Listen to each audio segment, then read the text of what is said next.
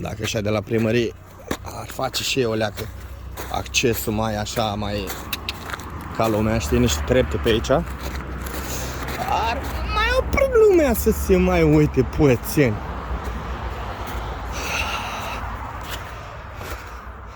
Când te mai apuci să dai din cur pe TikTok-ul ăla, gândește-te la un aspect.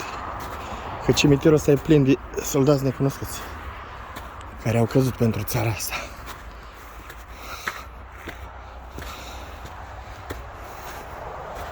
Iar în cripta asta, dacă nu mă înșel, ar trebui să fie ceva de încuiat.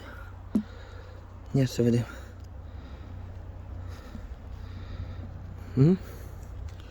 Da.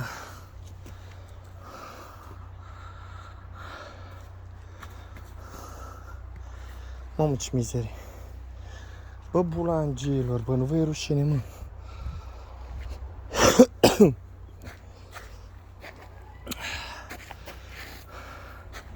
Hai că o să vă arăt ceva după filmare, da? Este un îndemn. Uite, până acolo în colț. Peste tot. Pun pauză 5 minute și revin. Da, v-am zis că revin cu filmarea. Cred că 4-5 minute. Au fost 5 minute, babi? 5 minute, două grămezi. Una aici și una aici. Babi, te pop și te iubesc. Gata, acum să le ducem de aici.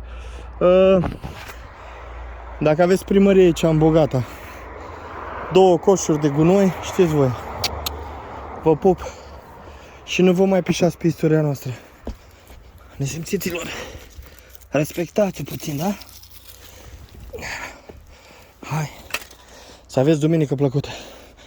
Și nu uitați, la ieșire din Târgu Ogna spre Dofteana, undeva pe partea stângă, este un monument minunat care ar trebui puțin, uite bă, sub zăpadă, ar trebui puțin amenajat,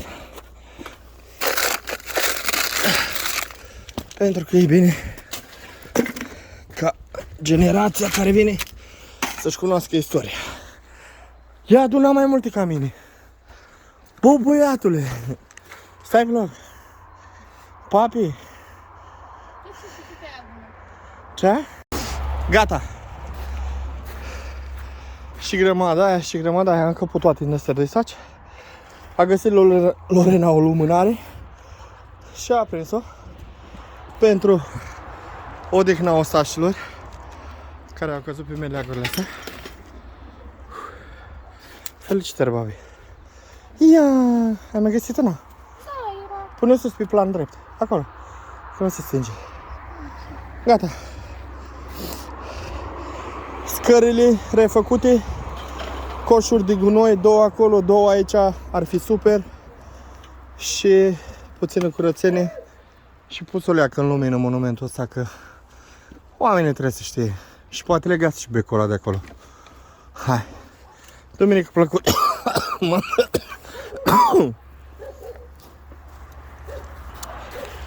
Atenție la scări, babi, da? Ia uite, am parcat golful exact acolo, între copaci. Hați?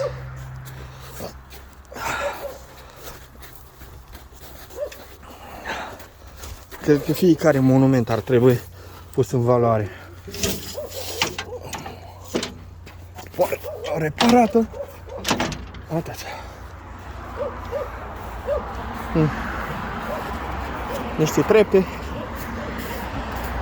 Mai opresc oamenii.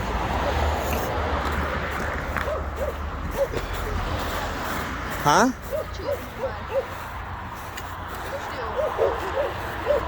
De la câini, babi, cred că. Au de la urs. Unde te duci? Ți-e frică de câini, nebună? Ha? Ia uite, bă.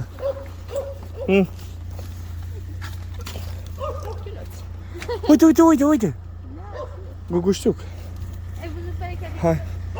Da. Uite, avem și sacul nostru de acasă. Am uitat să lăsăm. Hai, papi! Ce la? Ha? Hai, ia și sticla aia dintre crengi de acolo și nailonul, așa să mergem. Uite aici, papi! Cum o fi ajuns acolo, nu știu.